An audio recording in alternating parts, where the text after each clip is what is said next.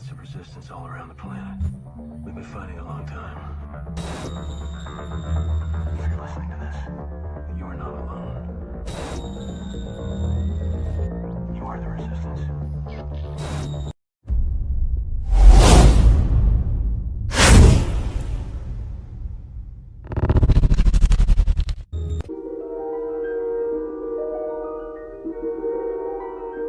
There is a fifth dimension, beyond that which is known to man. It is a dimension as vast as space and as timeless as infinity. It is the middle ground between light and shadow, between science and superstition, and it lies between the pit of man's fears and the summit of his knowledge. This is the dimension of imagination. It is an area which we call the twilight zone.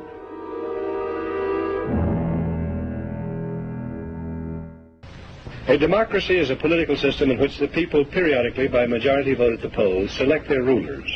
The rulers then have absolute power to make whatever laws they please by majority vote among themselves. In a constitutional republic, the people also, by majority vote at the polls, select rulers, who make laws by majority vote among themselves. But the rulers cannot make any laws they please because the Constitution severely restricts their lawmaking power.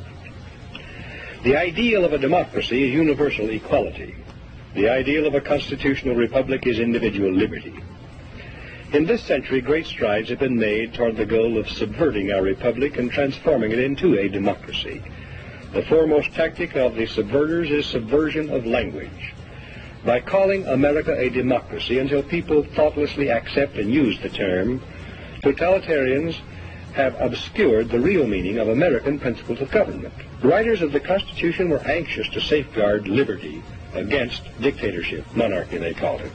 But their chief anxiety was to protect the country against democracy. Edmund Randolph, delegate to the Constitutional Convention from Virginia, said the general object of the convention was to provide a cure for the follies and fury of democracy. Elbridge Gerry and Roger Sherman, delegates from Massachusetts and Connecticut, urged the Constitutional Convention to create a system to eliminate the evils that flow from the excess of democracy. Alexander Hamilton, delegate from New York, said, "We are now forming a Republican government. Real liberty is not found in democracy. If we incline too much to democracy, we shall soon shoot into a monarchy." John Adams, one of the giants of the American Revolutionary period, said, "Democracy will envy all, contend with all, endeavor to pull down all. And when by chance it happens to get the upper hand for a short time, democracy will be revengeful, bloody, and cruel." America was founded not as a democracy, but as a constitutional republic. We pledge allegiance to the republic, for which our flag stands, not to a democracy. The Constitution requires a republican form of government for all states, but does not mention democracy, and neither does the Declaration of Independence or the Bill of Rights. Someone asked him what kind of government the convention had given America, and Franklin replied, "A republic, if you can keep it." Very old and very wise, Franklin saw through the mists of time to the day when Americans might trade their freedom in a constitutional republic for the promise of government guaranteed equality and security in a democracy. And beyond that, to the day when democracy inevitably degenerates into dictatorship, guaranteeing nothing but poverty and serfdom for the people it robs and rules. What's up, family? What is going on, man? So I know everybody like, yo, where the hell has Net been? Man, I've been dealing with so much, man, that I haven't really been able to get out here as much as I wanted to with you guys. But I did do a couple videos recently, man. I was monetized for like a day or two, and then they demonetized me because y'all know that we talk about stuff that ain't to be talked about. All right, but I do feel like that stuff is changing. I feel like we in a good position, man, with some of the stuff that's going on, man. Of course, you got the inauguration that popped off today, which is great. Stuff Trump is talking about is great, man. Anybody that don't see it that way, that's because they're oblivious to what's been going on in this world. They don't understand the powers that be. They don't understand the elite. They don't understand none of that stuff, man. So I put that piece on the beginning of this video about democracy. People have a misconception about what democracy is. They don't even know what democracy is because they've been played so long that they can't even understand that we ain't even been in a democracy. This really a dictatorship that's been going on. They throw you the candidates, the options that you have. That's why they didn't like Trump, because he came and he wasn't part of the selective. He wasn't a part of the group that was already there for you to select from. He became his own entity in his own right. You see, that's why they didn't like him. That's why they didn't mess with him. That's why they tried to pin everybody against him. That's what they have done with the orange man and all this stuff. And oh, he's a racist. Democrat policies have become so radical and appeal to so few normal people that it's almost as though they gave up on winning the popular vote years ago. And yet, this current generation of Democrats haven't been wiped off the electoral map and consigned to the dustbin of history where they belong.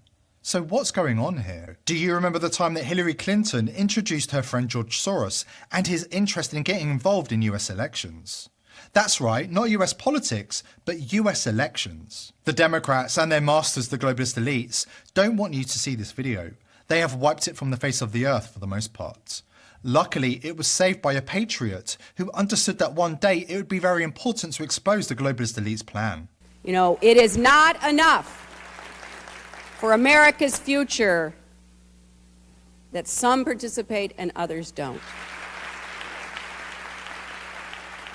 We have been given an extraordinary blessing, and at this moment in time, our country needs us. And we need people like George Soros, who is fearless and willing to step up when it counts. So please join me in welcoming George Soros.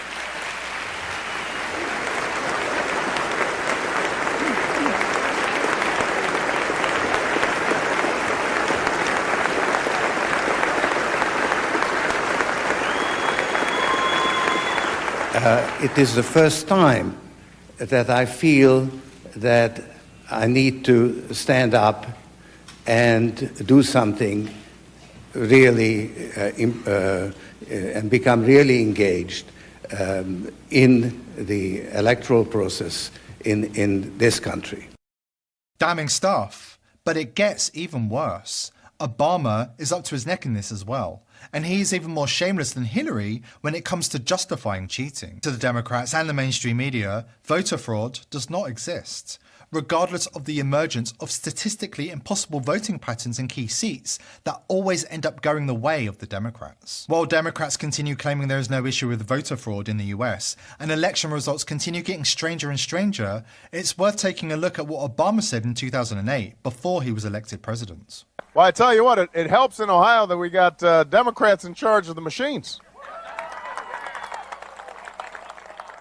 But the stunning footage doesn't stop there. The then Illinois US Senator continued by claiming that Republicans have monkeyed around with elections in the past, before admitting that sometimes Democrats have too.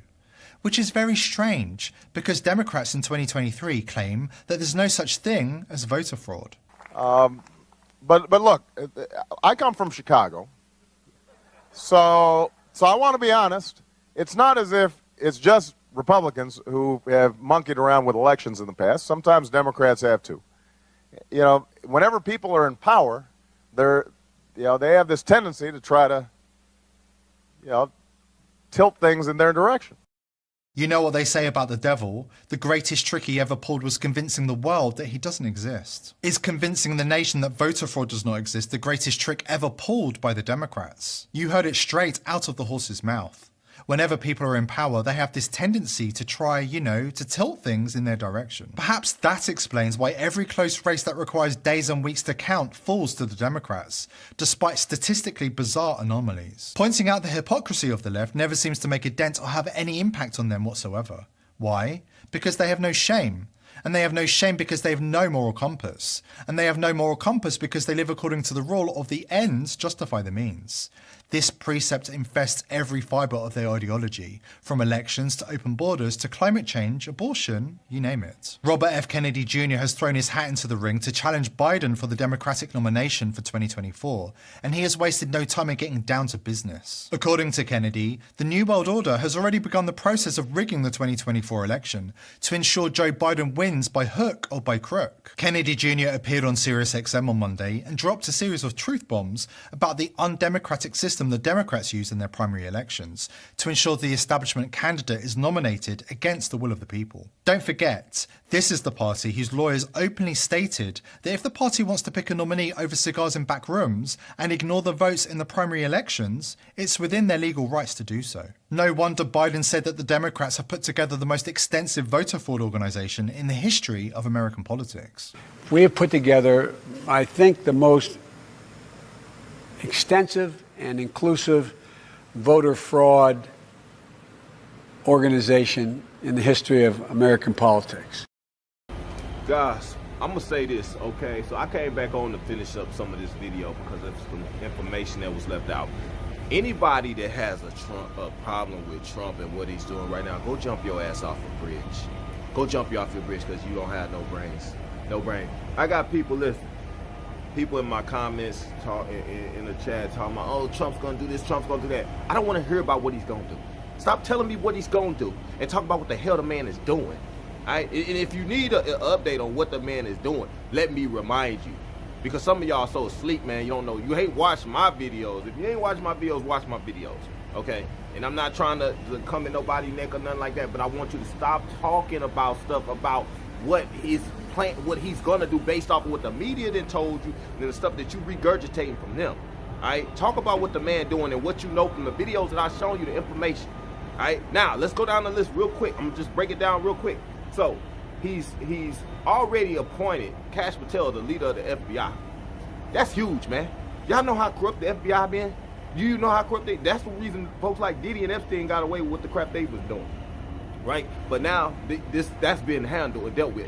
Folks in the FBI scared because they know these folks is gonna take care of business. This is why folks is trying to lead a country and stuff, man. You don't appoint people like that that's gonna go at people's necks, man. If you're part of the two wings of the same bird, it's not two wings of the same bird. That's why I named this video a different bird. Trump, a totally different bird, because he is. This is why people is running for the hills and doing. Listen. That's one thing. The FBI, that's stuff gonna get corrected. Oh, the Department of Justice is gonna be next. They're gonna deal with that too. Like, mark my words. Don't tell me about what he's gonna do. Let's talk about what he's doing. Miss me with that. Oh, Trump's gonna do this. Oh, he's gonna put people back in slavery, and Trump is gonna ruin. Oh God, we need to move out the country because what happened the last time? Y'all talk all this mess about what he gonna do and all this bad stuff happened. What happened last time that was bad? People talking, oh, we finna be in the worst situation ever. How we gonna be in the worst? We just coming out of the worst situation ever. We in a freaking recession. Just because the media ain't tell y'all dumbasses that, you don't know it? We've been in a freaking recession. You don't know what that is? You don't know what it look like? Look at the housing market. Look at the economy. Look at the inflation. Look at the job market. Look at the price of groceries and gas. And like, come on, man. Like, some of y'all have to be told and spoon-fed information to understand what the hell's going on out here. And that's not what's happening, man. That's just one thing. Like I said, Cash Patel on the FBI. Boom. That shake things up. When did Mel Gibson? That's in the video. Mel Gibson, like, Passion of Christ. God is talking like he's on a righteous path. He knows about the sinister satanic stuff that's going on in Hollywood. So you appoint him over that so you can clean that crap up. That's big. You got RFK Jr. RFK Jr., the nephew of John F. Kennedy.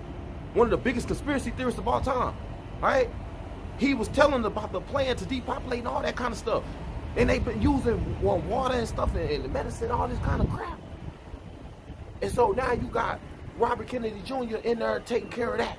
So they getting the fluoride, they gonna get the fluoride out, man. They dealing with the food. They dealing with the water, the medicine, like all of that's being dealt with. Hold on, man. I think this wind might be getting us. All right, so aside from that, all right, we talking about, and it's ironic you got these Hollywood fires going on at the same time, right? We clean up Hollywood, we drain the swamp, but what is this one? Withdrawing from the World Health Organization, sir? Ooh, that's a big one. So we paid $500 million to World Health when I was here, and I terminated it. China with 1.4 billion people. We have 350 to pay. Nobody knows what we have because so many people came in illegally, but let's say we have 325. They had 1.4 billion. They were paying 39 million. We were paying 500 million. Pretty sad though. Think of it. China pays 39 million and we pay 500 million. And China's a bigger country. Mr. President, you spoke about inflation today in your remarks. tariffs, like, what do you mean when you say that European Union countries like make these part of BRICS? That are what? BRICS. Oh, BRICS. No, I was talking about BRICS. BRICS are 6 nations. I think it's 7 nations. And they were looking to do a number in the United States. And if they do that, they won't be happy about what's going to happen to them. Are you still considering a universal tariff, Mr. President, on all countries? I may, yeah, but we're not ready for that yet. We may put it. I said, yeah, guys. So you clean up Hollywood and you drain the swamp. All right, these are things that they didn't want Trump to do. This is why folks run. This is why people are like, I'm leaving the country, this, that, and other, because Trump's in office. Yeah, because you got some dirty stuff. You got some skeletons in the closet that probably need to be dealt with. That's what's happening. So aside from that, man, just like stuff happening on, I've told y'all about the World Health Organization. I told y'all about that. The WHO and how they was trying to go in people's homes and take people out. They was trying to get our sovereignty. They had Biden set up. Listen, they had Biden set up to hand them over all our constitutional rights under any other pandemic that happens in the future. Anything. Talking about they come up the monkeypox, which they already got it. They already got everything set up, man, because they got people plugged with this stuff. So now they can cause a pandemic whenever they want. And all they got to do is say, oh, it's a pandemic. Then they hand it over to the World Health Organization. Guess what they doing? They going up in your house, they snatching your kids. Concentration camps open, we going all out. You see what I'm saying? This is the type of stuff that they put in position. All right? This is why you had to get rid of that administration. People talking about all this stuff with Trump. Look, the TikTok. That administration, Biden-Harris administration, wanted TikTok banned. Why? Because people was getting information like this. Getting information, knowing what's going on. They couldn't control it. See, they control people with the television. That's why they want you watching television. Now that people don't watch television much, CNN ain't got the viewership that they used to have. So they got to go to the platforms where you at. This is why they had Mark Zuckerberg hemmed up. And you gonna see on her what Mark Zuckerberg talking about. How they had him, though, they forced him to do stuff, but it's basically these fact checkers and stuff, the liars. Like, remember, FBI was behind Hillary, they helping her get rid of she acid washed the emails and the servers and all that. She hid the emails, she destroyed them, all that, the Gazi stuff, all that, but she cool, ain't nobody touching her. She had the FBI in her hip pocket. Diddy had the FBI in the hip pocket. Tupac running from the FBI, they after him. You see what I'm saying? These the bad guys had protection. They had protection. Like look at now, like Trump coming in, he pardoning the January 6th people, because the January 6th stuff was a psyop. They straight did they did all the crap, man. It was them that caused all the problems at January 6th. They was the influencers. They was the ones that was facilitating that whole situation. They orchestrated the uprising. Then they make it seem like it was the conservatives, the Trump, the MAGA, like, no. And then they had the FBI up there doing it. You see what I'm saying? Like, man, hold on.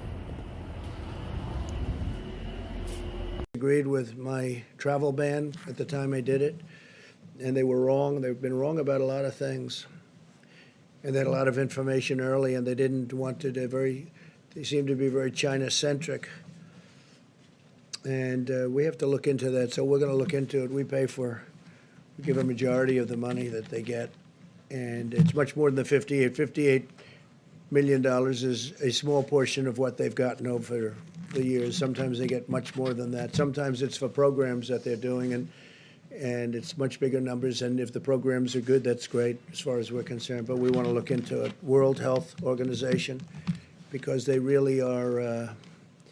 They called it wrong. They called it wrong. They missed the call.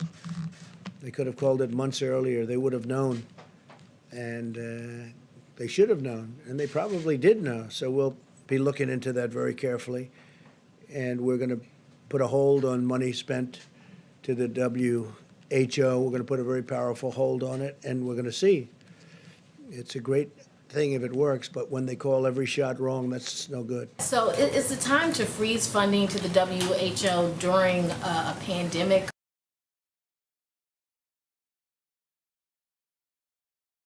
Trump and his smart, because he's not in this alone. Remember, there's 200 people that are behind him. No, maybe not. I mean, I'm not saying I'm going to do it, but we're going to look at it. You did say that. We give a tremendous, no, I didn't. I said we're going to look at it. We're going to investigate it. We're going to look at it. But we will look at ending funding. Yeah, because you know what? They called it wrong, and if you look back over the years even, they're very much, everything seems to be very biased toward China. That's not right.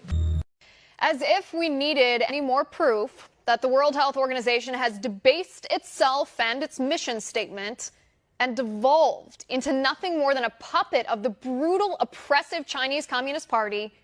Listen to this. The World Health Organization oddly fails to mention that one of the 9 goodwill ambassadors listed on the WHO website is Peng Liyuan. Now, you may not be familiar with the name Peng Liyuan. And if you read her bio on the World Health Organization website, she's only listed as a good-hearted person and a singer from China. What the World Health Organization fails to mention is Peng Liyuan is the wife of Chinese President Xi Jinping. That's right. The wife of the Chinese Communist president is a goodwill ambassador for the World Health Organization. As if being the wife of a brutal tyrant who presides over the persecution of Uyghur Muslims in concentration camps in China, or disappears dissidents, or enforces a brutal one-child policy, or cracks down on the free people of Hong Kong, as if all of that isn't bad enough, Peng Liyuan's record in her own right is abhorrent. Funny how the World Health Organization's website doesn't mention that Peng Liyuan is a major general in the Chinese army. And wearing that uniform, she sang to Chinese soldiers after the Tiananmen Square massacre. The World Health Organization also fails to mention that Peng Liyuan was reappointed to her position at the World Health Organization by none other than WHO Director General Dr. Tedros himself. Yep. After the World Health Organization lied on behalf of the Chinese communists about COVID-19, after the World Health Organization ignored Taiwan's warnings of human-to-human transmission of the Chinese coronavirus, after the World Health Organization tried to legitimize China's falsified COVID-19 numbers, after WHO Director General Dr. Tedros refused to vote in favor of declaring an emergency because the Chinese communists didn't want to, and condemned President Trump's Chinese travel ban, after the Chinese Communist Party specifically handpicked Dr. Tedros to serve as their puppet in their ongoing effort to control UN agencies, after the WHO lied to us about the need to wear face masks in an effort to manipulate our behavior because they wanted to save the masks for medical workers amidst a temporary shortage caused by China stockpiling PPE. After the World Health Organization's Dr. Tedros claims that anybody who criticizes the WHO for catering to communist China is causing more body bags in the COVID crisis. And the World Health Organization condemned President Trump for suspending funding to the WHO until they stop acting like spineless puppets of the Chinese and spewing communist propaganda. Funny how the World Health Organization just forgets to mention that one of their goodwill ambassadors is Xi Jinping's wife, Peng Liyuan. Any politician who defends the World Health Organization, you show them this. Reversing the withdrawal from the World Health Organization. To cause a pandemic, you first have to get people sick. How do you get people sick? You have to implement something in the air that causes flu-like symptoms. The designated spot to do this was in Wuhan, China. They set off 5G in enormous capacity in Wuhan, China. This caused the people of the area to get flu-like symptoms. 26 scientists said, do not conduct 5G in that area because it will cause flu-like symptoms. As people were going to the hospital for flu-like symptoms, they were given the vaccine, which was the coronavirus. So the cameras were ready to film it as they died in the streets or wherever they were so that you could see it. Because remember, their idea was to panic the world, and I'll give you the information that President Trump received. So that's why he didn't go on with some of the things that they wanted him to do, okay? told that on day one, Biden will sign a slew of executive orders aimed at reversing key parts of the Trump agenda, among them rejoining the Paris Climate Accords, reversing the withdrawal from the World Health Organization. I don't want to get into that right now. This is, there's two areas of focus, I think, for us. One is the Ukrainian, China, and other deals that were put together by Hunter that led to his father, or was, dealt with his father and his uncle James. There's a bunch of him in there as well. And there's a bunch of images that I think state authorities have to look at, but I can't get into that right now. I would like to begin by announcing some important developments in our war against the Chinese virus. Why do you keep calling this the Chinese virus? There are reports of dozens of incidents of bias against Chinese Americans in this country.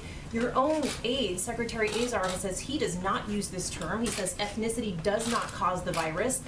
Why do you keep using this? A lot of people say it's racist. It's not racist at all. No, not at all. It comes from China. That's why. It comes from China. I want to be accurate. Yeah, please, John. Please. Are you I have great love for all of the people from our country, but as you know, China tried to say at one point, maybe they stopped now, that it was caused by American soldiers. That can't happen. It's not going to happen, not as long as I'm president. It comes from China. We have to help everybody. It was nobody's fault. This happened. I mean, some people could say it was somebody's fault, actually. But it was nobody's fault. I think we're doing a really good job. We started off with a termination of the border, the people coming in from China, where this all started. That meant I took it very seriously. Talking about China, you've been very clear about who you think is to blame or where the origins of blame for this virus is. No, I don't think. I know where it came from. I don't know if you'd say China's to blame. Certainly we didn't get an early run on it. It would have been helpful if we knew about it earlier. But it comes from China, and it's not a question about that. Nobody's questioning that. Senator Cotton is saying that they should be punished, in so many words, for inflicting this on the American people. Do you feel that way about it? Well, I have a lot of respect for Tom Cotton, and I know exactly what he's been saying. And there are those people that say that, so we'll see what happens. Do you believe that China is inflicting this upon our country?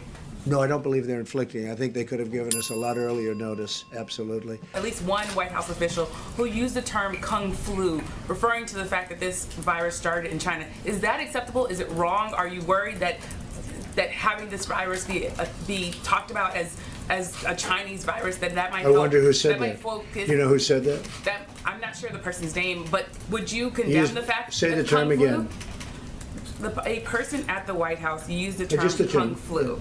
My question is, do you think that that's wrong, Kung Flu? And do you think using the term Chinese virus, that puts Asian Americans at risk, that people might target them? No, not at all. I think they probably would agree with it 100%. It comes from China. There's nothing not to agree. Okay, how about last question? Last week, Dr. Michael Ryan, he's a leader at the World Health Organization, announced that in response to the spread of this virus, authorities may have to enter people's homes and remove family members, presumably by force. In most parts of the world, due to lockdown, most of the transmission that's actually happening in many countries now is happening in the household, at family level. In some senses, transmission has been taken off the streets and pushed back into family units. Now we need to go and look in families to find those people who may be sick and remove them and isolate them in a safe and dignified manner. Just so you know, we're coming to your house, seizing your children and, quote, isolating them in a safe and dignified manner.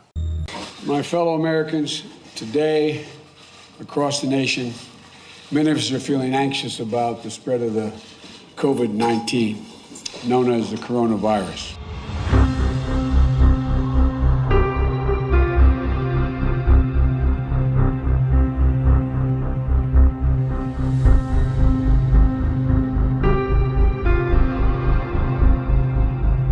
Because whether or not you're affected or know someone who is infected or have been in contact with an infected person This is going to require a national response, not just from our elected leaders or our public health officials, but from all of us.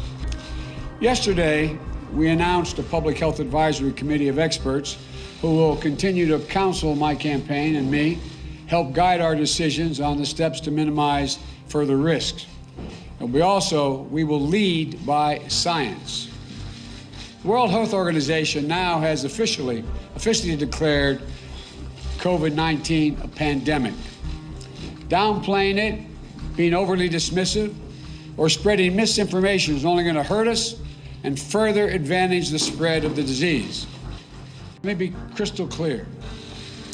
The coronavirus does not have a political affiliation.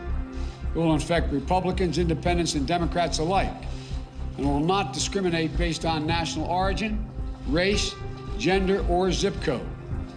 It will touch people in positions of power as well as the most vulnerable in our society, and it will not stop.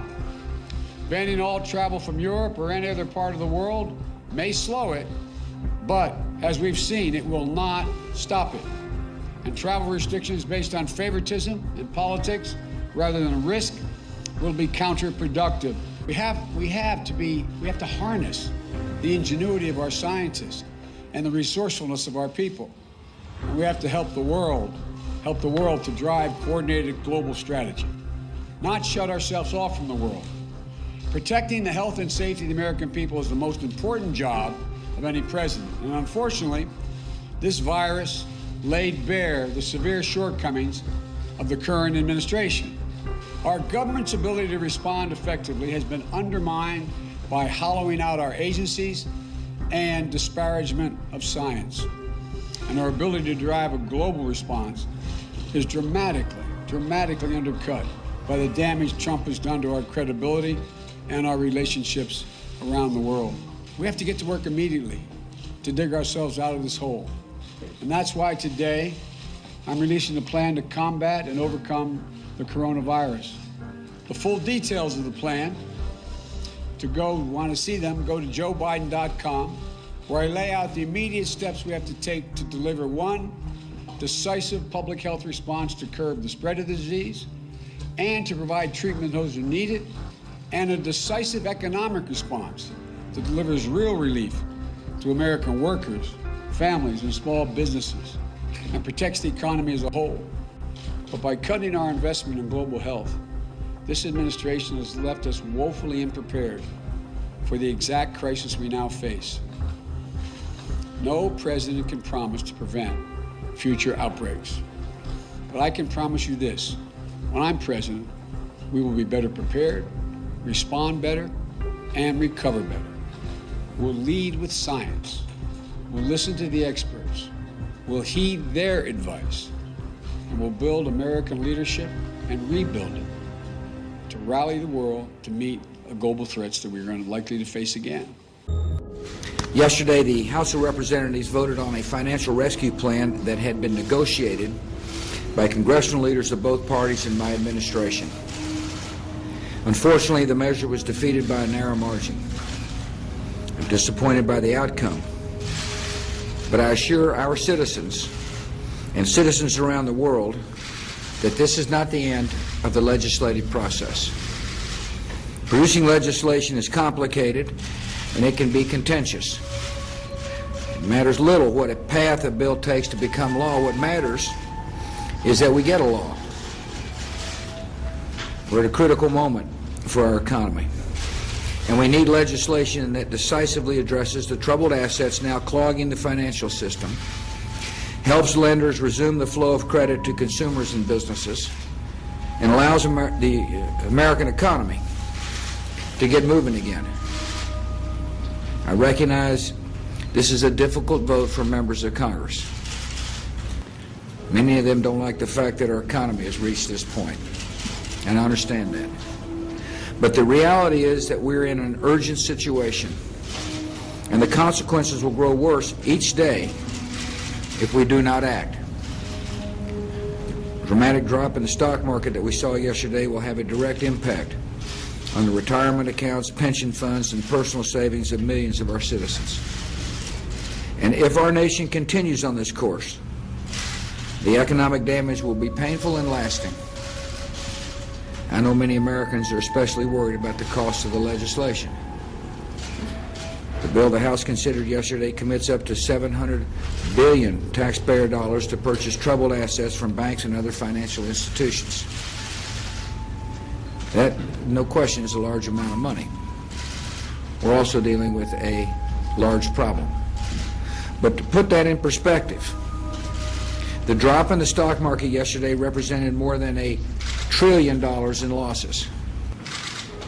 Furthermore, both the nonpartisan Congressional Budget Office and the Office of Management and Budget expect that the legislation considered would ultimately cost the taxpayer far less than the $700 billion, because the government would be purchasing troubled assets and selling them once the market recovers. It is likely that many of the assets would go up in value over time.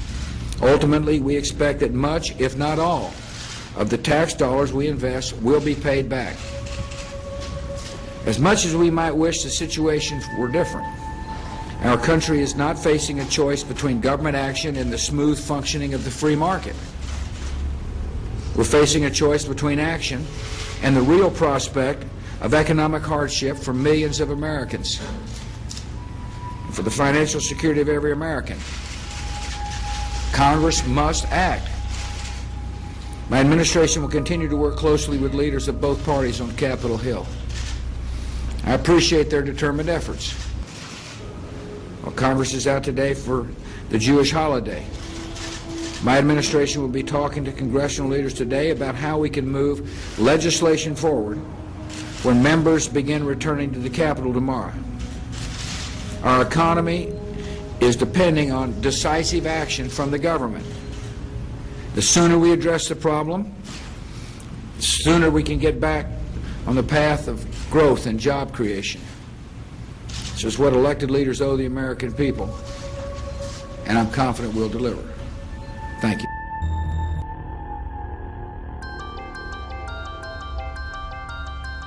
Of its founders. We have before us the opportunity to forge for ourselves and for future generations a new world order, a world where the rule of law, not the law of the jungle, governs the conduct of nations. When we are successful, and we will be, we have a real chance at this new world order, an order in which a credible United Nations can use its peacekeeping role to fulfill the promise and vision of the UN's founders.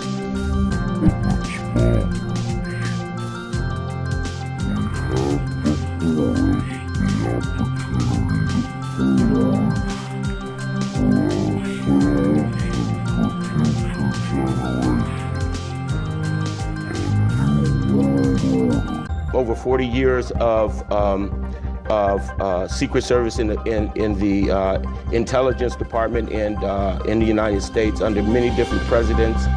So I'm giving you information from people who know what's going on, okay? This operation is an intelligence operation that began by 200 generals, secret and Secret Service officers, okay?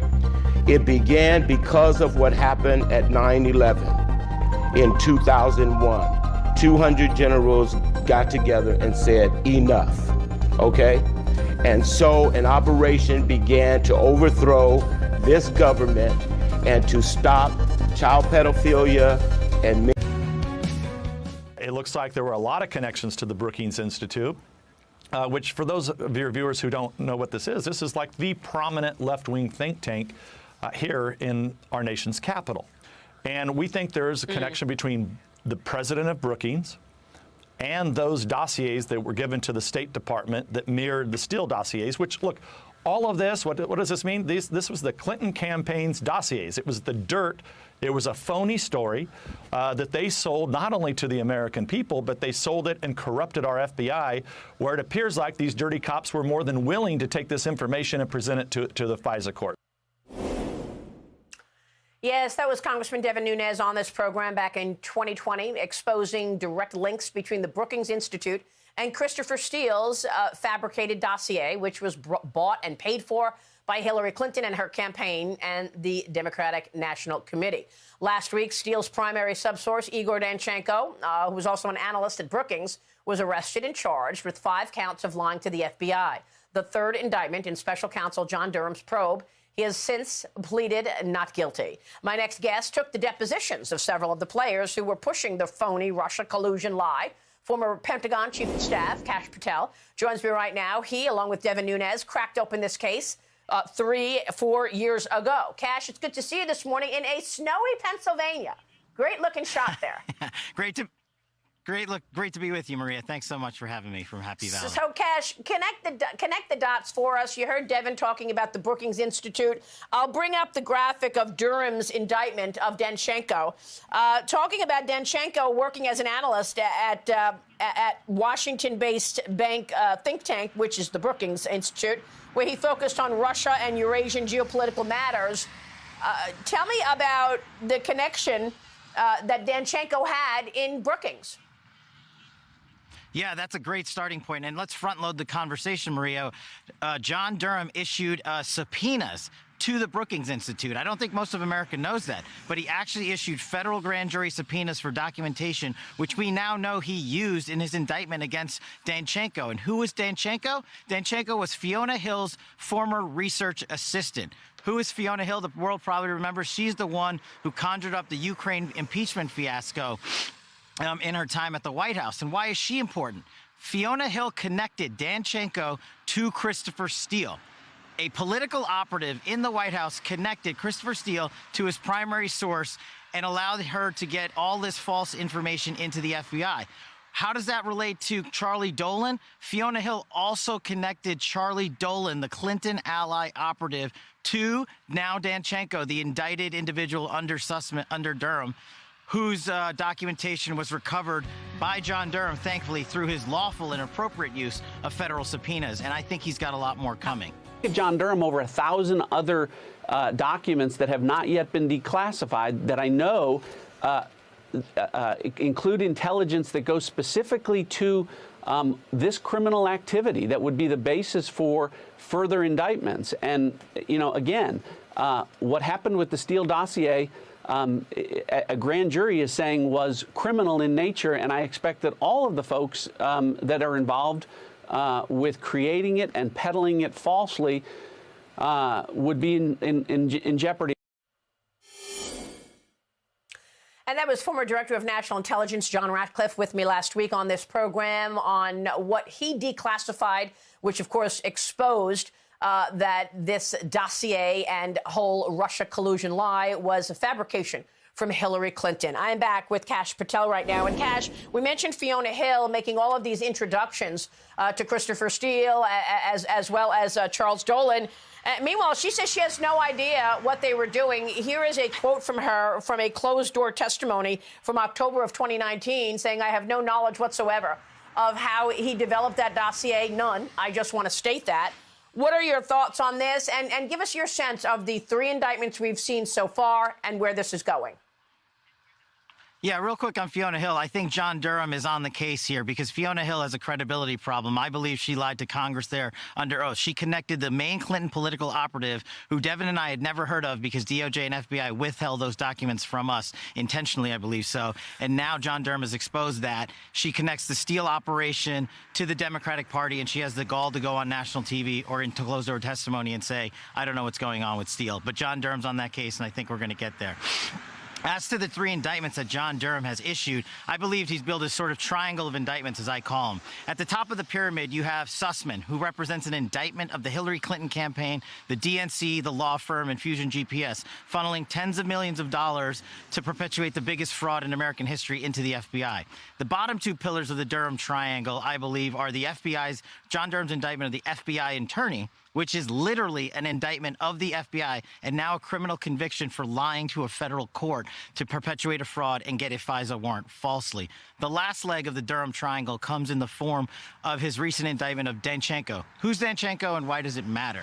Danchenko is Steele's main source, introduced to Steele by Fiona Hill, who Steele relied on to write his dossier, in which he said Steele, received credible information from Danchenko. We now know Danchenko's a liar. We also know, because of the Durham investigation, Danchenko provided no credible information to Christopher Steele. So his credibility has been destroyed, and these merchants of menace are finally coming to light thanks to John Durham's great work. And he's got a long way to go. And I'm glad he's getting the the information that Rod Rosenstein and Chris Wray intentionally withheld from Chairman Nunes in our investigation during Russiagate probe. So on the Kevin Kleinsmith indictment, this is the FBI attorney. Does it end there, or are we going to see a road to others in the FBI, perhaps getting arrested for directing Kevin Kleinsmith? This is a young guy who obviously changed paperwork to say that Carter Page was not an asset of the CIA when, in fact, he was. Yeah, you're absolutely right. Look, I think all roads lead to Andy McCabe, the former deputy director of the FBI, who was caught lying 3 times by the inspector general during his tenure there. Kevin Kleinsmith, the mid-level FBI attorney, cannot pull off the greatest political scandal in history alone. He needs direction from his supervisors. He's a convicted felon. He doctored a piece of paper for the FISA court. Now, as a former national security prosecutor who did FISAs, know how horrendous and how egregious that type of conduct is. But more importantly, I know that it cannot be done alone. It is virtually impossible to get that information to a federal judge for a secret surveillance warrant without the deputy director of the FBI knowing it. And I think all roads lead to Andy McCabe. His credibility is in question, not to mention that of Peter Strzok, Lisa Page, and Andy McCabe, who orchestrated the insurance policy to prevent Donald Trump from becoming president. That's their own text messages. Real quick before you go, you took the deposition of Jake Sullivan. As I keep saying on this program and have for some time, those who abused power are now in power. Jake Sullivan was the communications person for Hillary Clinton. A manager for her. Now he is working for Joe Biden at the NSA. He said he put out a tweet and a post back in October of 2016. Listen to this. This could be the most direct link yet between Donald Trump and Moscow. Computer scientists have apparently uncovered a covert server linking the Trump organization to the Russian-based bank.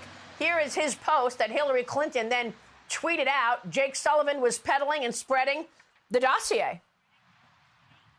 He was, and he has the gall to come into Congress. And as you mentioned, I took so many of those depositions and say he had no idea, like Fiona Hill, how the dossier was created or who the $10 million Jake Sullivan and the DNC were paying was being utilized to collect foreign intelligence fraudulent information. So I think John Durham's on his case. And Maria, wouldn't it be the irony of all ironies for the current national security prosecutor to get charged with an actual felony based on real information and fact, and not have this Department of Justice withhold exculpatory evidence like they did to the former national security advisor under Donald Trump?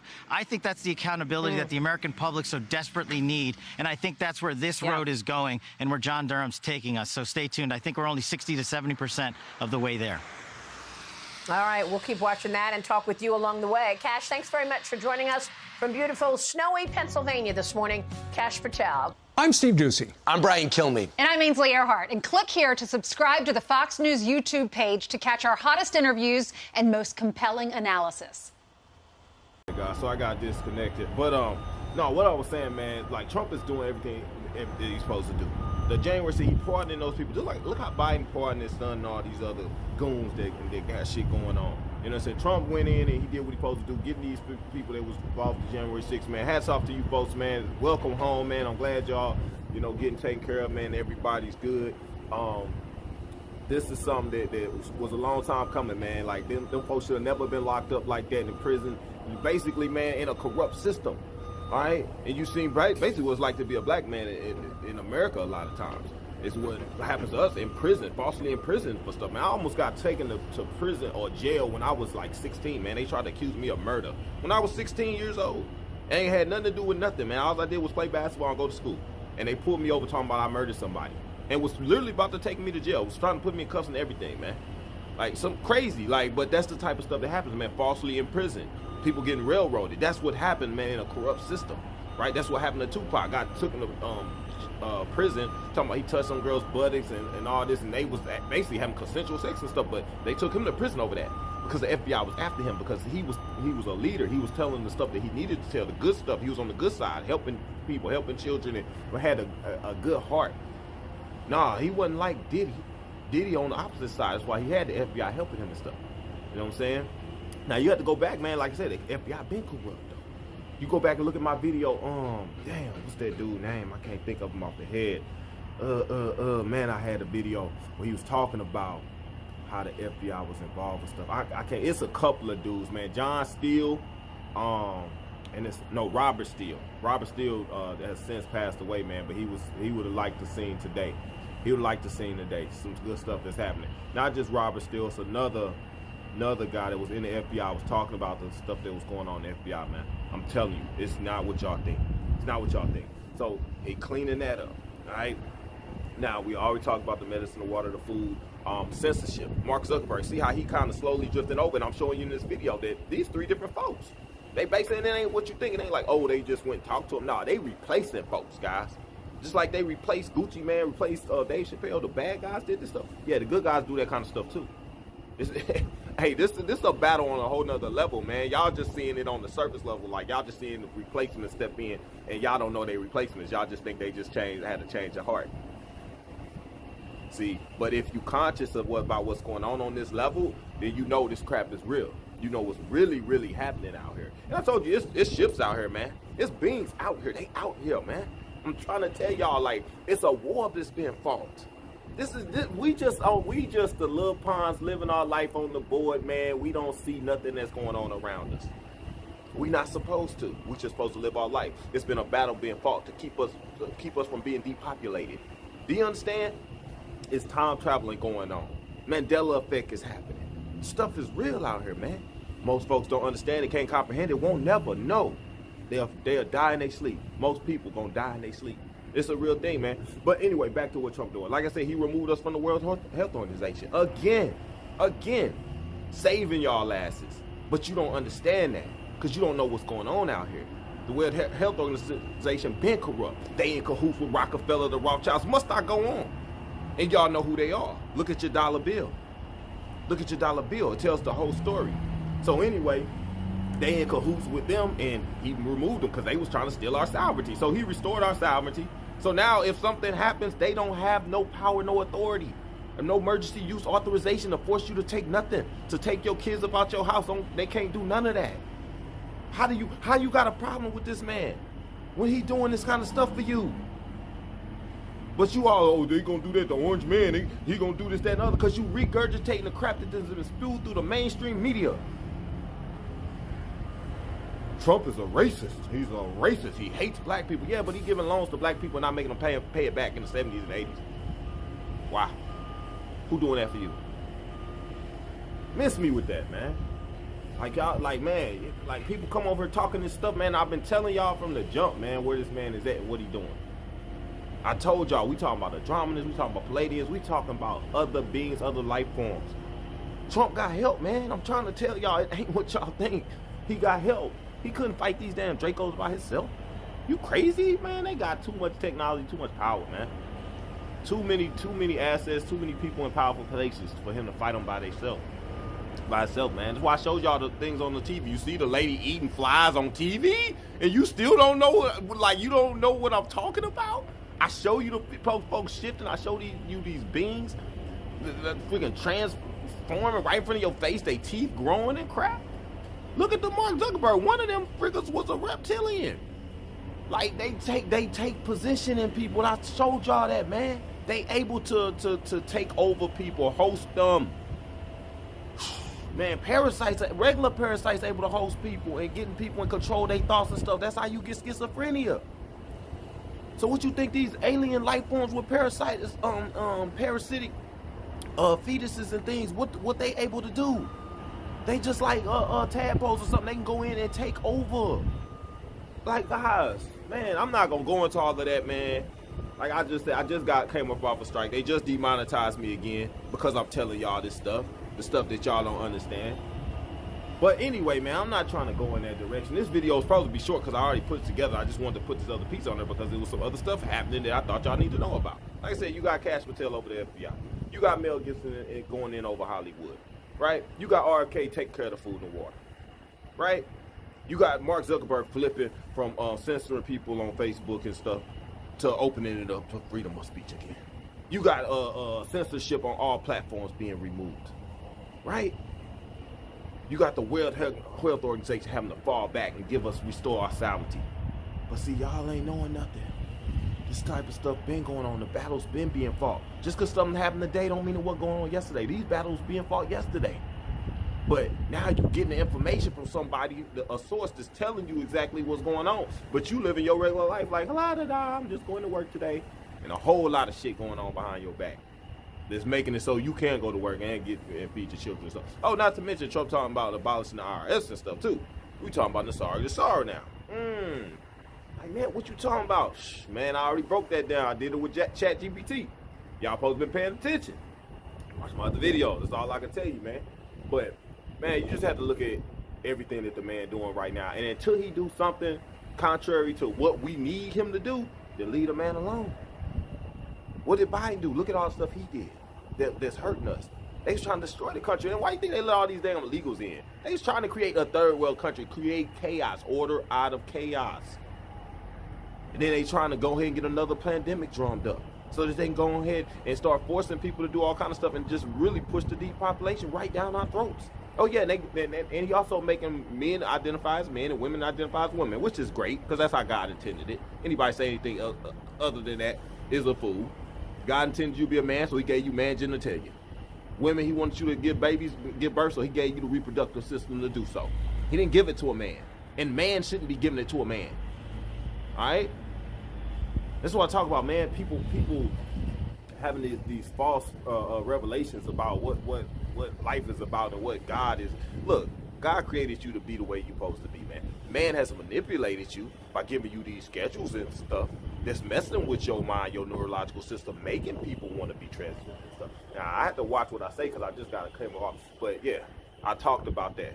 The abortions and stuff, the fetuses and all that, yeah. They doing stuff with that, man, to make people the way they are. I got this Dr. Tyrone. I might put him on here, man. He was talking about how they was putting stuff in the pesticides and insecticides and stuff and spraying it on the food to make people a certain kind of way. I'm just saying, but I'm not supposed to be talking about this.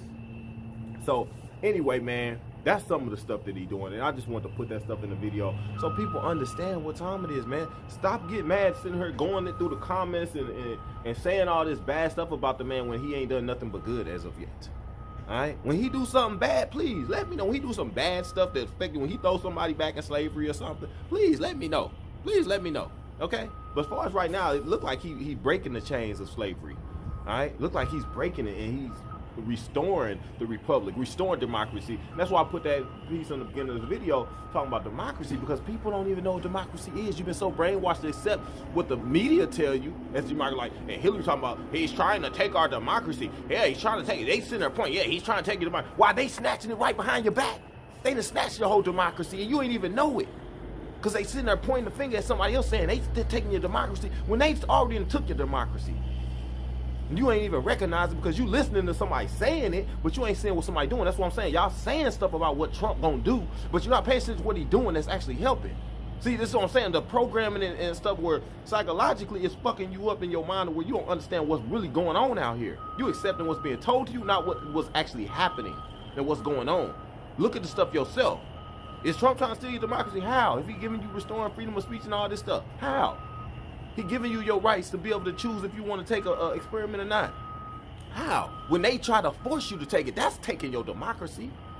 When they trying to force a candidate down your throat, giving you Kamala and giving you Biden and forcing the election to go that way, that's taking your democracy. Stealing your vote and stuff. That's taking your democracy. Making it so you can't talk and speak out and all that. That's taking your democracy. Folks don't know what democracy is. He restored that. You see what I'm saying? This is the corruption that's been going on in this country so long, man. You got so many dumb people that don't know that. And I can't even just call them dumb because a lot of these people just brainwashed. It is the medicine, the food, the water. It's that simple.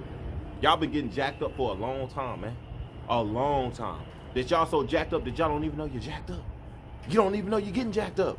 That's why you're getting jacked for your democracy. You don't even know you're getting jacked. Somebody got a gun to your head, but you don't see the gun. Anyway, man, watch the rest of the video, man. I just wanted to put that out there because there's a lot going on. And I hadn't really got to talk about it much, but check the video, man. Hope everybody's good. I will see you at the end of the video. Or I will see you on the next part of the video. When I read the statistic that for the age group of 18 to 45, the #1 cause of death is CCP fentanyl.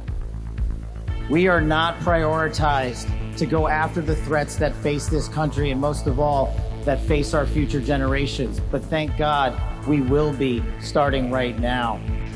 America's public enemy #1 in the United States is drug abuse. In order to fight and defeat this enemy, it is necessary to wage a new all-out offensive.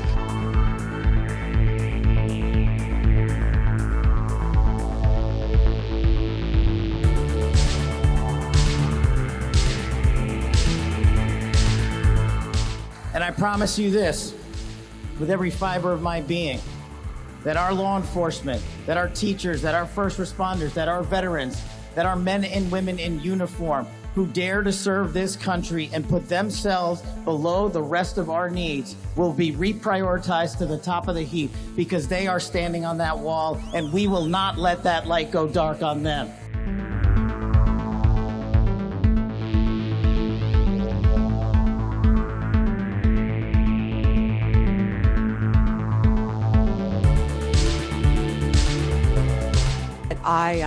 I know that Cash Patel has had 60 jury trials as a public defender, as a prosecutor.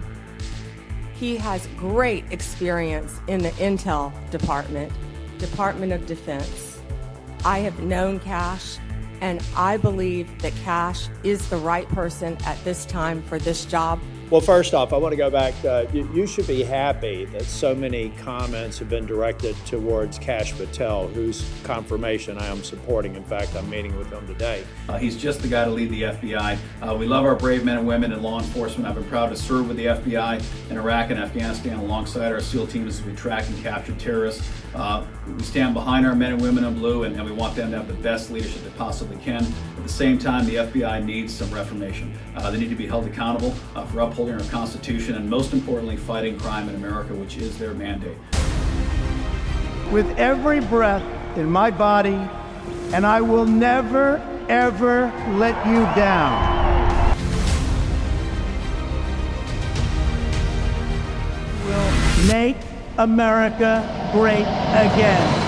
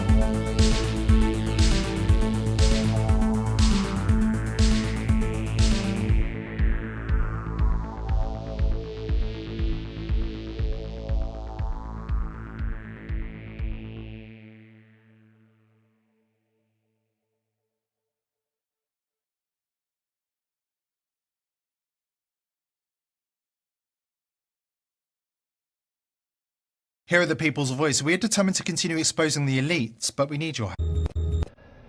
We have always said it is about the children. It's not just about me. Never just made it about me. I'm just the loudest one. So I'm telling you right now, A lot of people don't want to get it. There's enough of you to do something, anything. And there's so many of you able to get loud. There will be no car accidents. There will be no fires or overdoses. But if there is one, can you read between the lines? There's a call from the prisons. Someone thinks that they have a green light on us that they don't even know what they're talking about. I'm telling you right now, just so you can focus before I go, if something happens to us after we get off this live, in the meantime, I just want you to know I have dropped paperwork, documents, information off with everybody around the world, and I'm telling all of you insurance holders that are watching this right now, if we are dead, there is no point for you to sit on that information. Do you hear me? No point. If we are no longer here, I expect you to please, I beg you, to please let everything out unredacted. As of right now, I've kept everything redacted. A lot of stuff redacted. I've been letting stuff out slowly for 4 years. Not the main stuff, though. Not unless somebody uncovers it themselves. But if you uncover it yourselves, I'll let go of all the redaction. I'm telling you right now that something is really wrong. Really wrong. The world will find out soon. Because it's not just about us, it's about you too. How I feel about Hillary Clinton. Ask me what I've seen about Barack Obama. Ask me what I know about Michelle Obama. Ask me. Anybody? Anybody gonna ask me? No? Nobody gonna ask me? Do we want to go there about what I know about Michelle? Because, I mean, I can definitely tell you. I mean, you can... No, I won't go there just yet. Might be in my investigation. If I'm saying something, trust me, my ass knows what I'm talking about. And trust me, if I'm going to say something, I'm going to back it up. If you follow me, you should, I mean, you probably knew, so you didn't know that by now. But the nigga who addressed me, yes, he's a nigga. Sorry, I just had to go there because he's a nigga. Okay? I don't know why he's on my page. But the nigga that addressed me, you mighty stupid. That's the ignorance of being a nigga. That's what the word nigga means. It means stupid. That's why we get called niggas all the time, because you act like that. You know that, right? You know that, right? Because not a damn thing that I've done on my Instagram I've never backed up. I put this together. I want y'all to see some things, man, that we had to talk about. Like Trump's appointees, the people he's appointing. Okay, look at the thing with Mel Gibson. Right? People don't understand Mel Gibson, man. Why would he appoint Mel Gibson? Mel Gibson did what? Okay, Mel Gibson, like, we on some spiritual stuff, but we also understand we're on the Christian side of this, okay? With God, righteousness, Jesus, all that, that's where we at with stuff, right? So Mel Gibson is a product of that.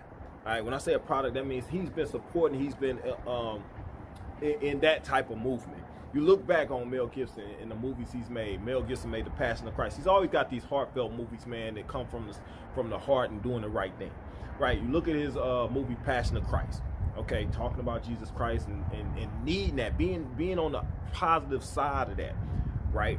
So he's also been outspoken about Hollywood, at least the satanic rituals, the eyes wide shut type of crap, the sacrifices. He know about all that, and he's actually talked about it, all right? And that's why I put this piece in here so people can see.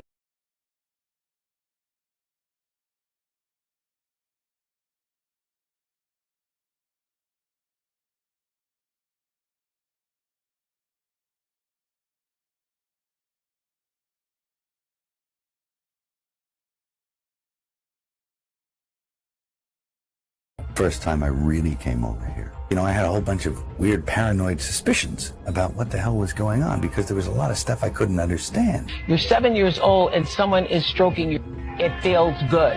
Our future is our children. Now, the first step in eradicating this crime is awareness. The latest buzz in Tinseltown is all about Mel Gibson's explosive revelations in the film Sound of Freedom. Brace yourselves as Mel pulls back the curtain on the dark underbelly of Hollywood's elite, exposing their alleged involvement in the scandalous world of illicit human trade. And guess who's caught right in the middle of it? None other than the iconic Oprah Winfrey herself. So what exactly did Mel say? Our future is our children. Now, the first step in eradicating this crime is awareness. In the glitzy world of Hollywood, where controversies and scandals are the talk of the town, it's surprising how one particular movie has managed to fly under the radar. Sound of Freedom, directed by Alejandro Gomez Monteverde, delves deep into the dark underbelly of illegal human trade, revealing the shocking methods employed by the elite to lure innocent victims into their sinister rings. But what's even more intriguing is the lack of buzz, press coverage, and endorsements surrounding this important film.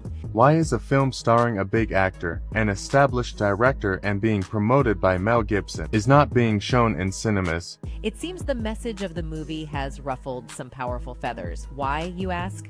Well, in the movie, former action star Mel Gibson takes the lead role in Sound of Freedom, portraying the true story of ex-government agent Tim Ballard, who leaves the government to establish Operation Underground Railroad, dedicated to rescuing children from the clutches of illegal human trade rings. The film sheds light on the horrors of this abhorrent industry, aiming to raise awareness and mobilize action against it. However, despite the urgency of the topic, major streaming platforms like Amazon, Netflix, and Hulu shockingly rejected the movie, refusing to give it a platform for worldwide exposure. It's a puzzling move, considering these platforms are often at the forefront of promoting socially conscious content. Could it be that the film's explosive revelations hit a little too close to home for some? Adding fuel to the fire, celebrity voices that are typically quick to endorse woke causes have remained eerily silent about Sound of Freedom. It's as if the Hollywood elite have collectively turned a blind eye to a film that exposes their own industry's dirty secrets. The lack of support from these influential figures raises questions about their true commitment to social justice and human rights. But the intrigue doesn't end there. Sound of Freedom was initially in the hands of Disney, which acquired the rights after its merger with 21st Century Fox in 2019. However, the House of Mouse mysteriously shelved the project, leaving many to wonder why. Whispers in the industry suggest a more sinister motive behind the rejection and lack of promotion for Sound of Freedom. Accusations circulate that the likes of Disney, Netflix, and Amazon Prime deliberately avoided obtaining the rights to the film to allegedly prevent the truth about child AB and the illegal trade from reaching global viewers. Could it be an attempt to cover a specific group of industry elites? You see, these so-called industry big shots who wield immense power behind the scenes of Hollywood have always presented themselves as philanthropists with hearts of gold. But what if their true intentions were far more sinister than we could have ever imagined? Imagine that stuff. That couldn't be the reason for why so-and-so was acting like, could it? And then you find out later on the track that you are exactly on track. One such group of elites is the Good Club. This is the creme de la creme of global elites. According to The Guardian, this exclusive group of billionaire philanthropists holds top-secret meetings right in the heart of New York City. Names like Bill Gates, George Soros, Warren Buffett, Oprah Winfrey, David Rockefeller, and Ted Turner often grace the guest list. But also, lesser-known but equally wealthy figures like Eli and Edith Broad also make appearances, making us wonder what really goes on behind closed doors. Now, one name that sticks out is Oprah Winfrey. We all know her as the billionaire show host and philanthropist with a name larger than life, right? Wrong. Buckle up, because there's a side of Oprah that she'd rather keep hidden, and it's far from admirable. Is it possible that the Queen of Talk has a darker side that she doesn't want us to see? Well, the highly anticipated film, Sound of Freedom, is set to expose the shocking methods used by the Hollywood elites to trap innocent victims. While the movie doesn't explicitly name Oprah, her alleged connections to notorious figures like Harvey Weinstein cannot be ignored. You see, despite Weinstein's long-standing reputation as a predator, Oprah maintained a close relationship with him. Speculation arose that she may have even encouraged actresses to work with him, leading to accusations of her complicity in the alleged misconduct. These allegations conflicted with Oprah's public persona as a champion of women's empowerment and a supporter of the #MeToo movement. Some argued that her association with Weinstein demonstrated a double standard in her treatment of accused individuals. And this is not the worst of it all. One of Oprah's most notorious moves was her decision to feature the self-proclaimed healer and criminal extraordinaire, John of God, on her show. Picture this: a Brazilian healer who claims to possess spiritual powers and uses them to purportedly heal people. Sounds like something out of a Hollywood movie, right? Well, in this case, reality turned out to be even stranger than fiction. John of God, as he came to be known, managed a healing facility in Brazil where vulnerable individuals sought solace and spiritual guidance. Little did they know that the man they were entrusting their well-being to had a dark and sinister side. It wasn't long before the truth about John of God's criminal activities came to light. Reports of SA and AB began to emerge, painting a chilling portrait of a man who shamelessly took advantage of those who sought his help. But what's truly mind-boggling is the role that Oprah played in catapulting John of God into the limelight.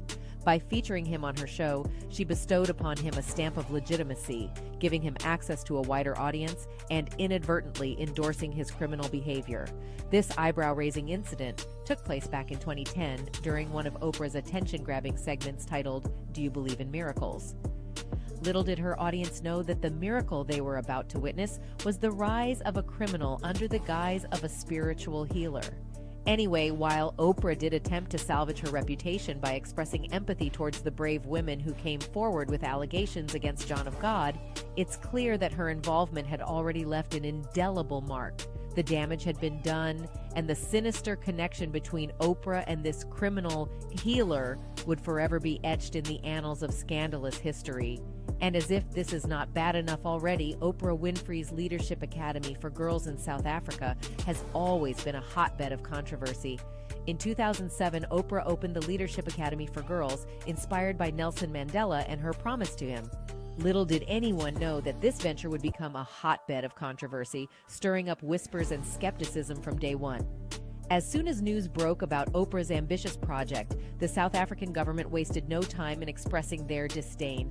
They criticized the exorbitant cost of the school and questioned its relevance in a country plagued by poverty. But did Oprah let that deter her? Not a chance. With an air of grandiosity and a touch of arrogance, she forged ahead, creating a glitzy institution that boasted luxurious salons and extravagant gyms. And that's when the conspiracy theories began to take flight. Whispers spread like wildfire, with many suggesting that the lavish school served as a front for something much darker: illegal human trade.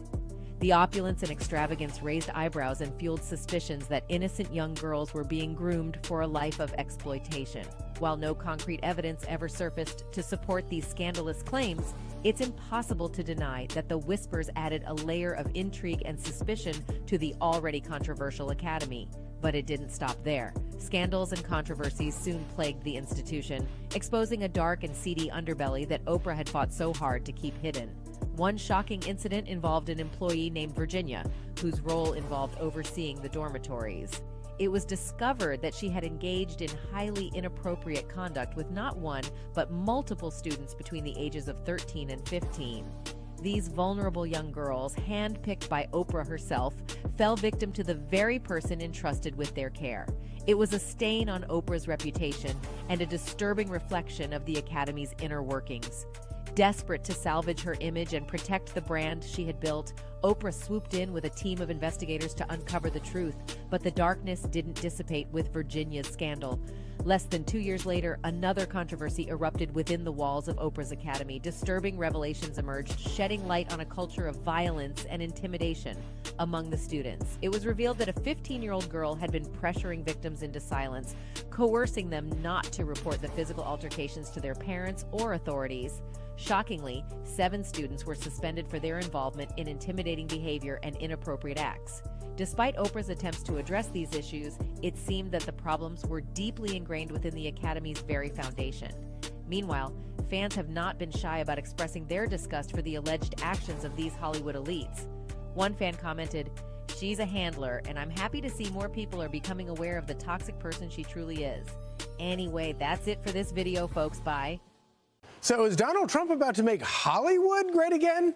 The president-elect announcing actors Jon Voight, Mel Gibson, and Sly Stallone will be special ambassadors to Hollywood. Actor Dean Cain joins us now. Great to see you, Dean. So are we going to make Hollywood great again? Let's hope so. First, I just want to say congratulations to my big brother, Will Cain, on his new show, even though I'm many years older than he is. But look, Charlie, look, you got Mel Gibson, Jon Voight, Sylvester Stallone, all huge Hollywood legends, all folks who have survived numerous cancellation attempts, and shockingly all a little bit conservative. It's a huge departure from the recent years of, the Obamas on the board of directors for Netflix and things like that. But Andrew Breitbart once famously said, politics is downstream from culture. And he's right, because liberals have been in control of Hollywood for a long, long time. And the studios also controlled by liberals. So Disney, changing every known beloved character into some woke version of the original. So obviously what we see on TV and on the screens and so on and so forth can have a huge impact on how we feel about certain issues, situations. And you look at the successful films lately, Top Gun Maverick, Sound of Freedom, the #1 late night television show, Gutfeld, Yep. So people have been voting with their pocketbooks. It's wonderful. I love to see these guys in there. Things are changing. And it's wonderful to see these guys sort of, celebrated as opposed to canceled. Yeah. No, I love that you mentioned that quote from Andrew Breitbart, and I think it's so important and so true. And I think it's really a big reason why the left goes so crazy about Donald Trump, because Donald Trump is not downstream from culture. Donald Trump is culture. And I think that that's why they freak out so much about him, and it's why he has been so successful. Yeah, well, they've controlled culture, so to speak, for so long. I think they got complacent and they started to get out over their skis a little bit. Some of these shows are just slap in the face, and audiences have been rejecting him. So I think it's wonderful. I'm looking forward to an absolutely incredible 4 years coming up and beyond. I feel like there's sanity back in the United States of America, and I couldn't be more excited. Great choice by President Trump. All great guys, all great actors, and they'll be the president's eyes and ears in Hollywood. Wow, what a concept. Do you find that in Hollywood these days that there is a different sort of, I feel like the reaction to President Trump's election victory this time, like here in New York, was different. Do you find that there's sort of a different wind in around Hollywood today? Oh, yeah, people are talking openly. I've been doing it for years, but I've been like one of 5 people talking like this. Yeah. And now suddenly everybody is like, well, because it couldn't be any worse than the last 4 years, to be honest. And what's been going on with an absentee president, and who knows who's really been running the country. It's clear right now who's running the country. Everybody knows it. They're like, you know what? I made a mistake the first time. Let's bring Donald Trump back in and see if we can't correct this thing, and I can pay less for my groceries, and wars across the world will stop. And I mean, it goes on and on and on, my friend. But people are talking about it. Hollywood is a lot more awake now, and I'm very happy about it. Well, maybe you've pinpointed the one accomplishment of Joe Biden. He made everybody realize how much we appreciate Donald Trump. Thank you, Dean Cain. The U.S. government should be defending its companies, right? Not be the tip of the spear attacking its companies. I don't want to come across as if, we don't have things that we need to do better. Obviously, we do. And when we mess something up, we deserve to be held accountable for that, and just like everyone else. I do think that the American technology industry is a bright spot in the American economy. I think it's a strategic advantage for the United States that we have a lot of the strongest companies in the world. And I think it should be part of the U.S.'s strategy going forward to defend that. And it's one of the things that I'm optimistic about with President Trump. So that was Meta CEO Mark Zuckerberg arguing that when the U.S. government targets or attacks tech companies, it sets a dangerous precedent. And it seems kind of rich coming from Mark Zuckerberg because, it was Zuck that Donald Trump literally threatened to throw in prison for the rest of his life if he did anything illegal to influence the presidential election. And this week, Trump even gloated that Zuckerberg rolled back his fact-checking program because he scared him into it. And with that capitulation, Zuck seems to have completed his full transformation from tech bro to MAGA world. The transformation includes bulking up, abandoning his hoodie for an oversized black tee, and of course, a little bling around his neck. And to be honest, the signs have been there for a while. This was not an overnight transformation. Back in 2023, the Meta CEO agreed to a hypothetical cage fight with fellow billionaire Elon Musk, which thankfully never actually happened. Zuckerberg has been trying to find his way to the ring for some time.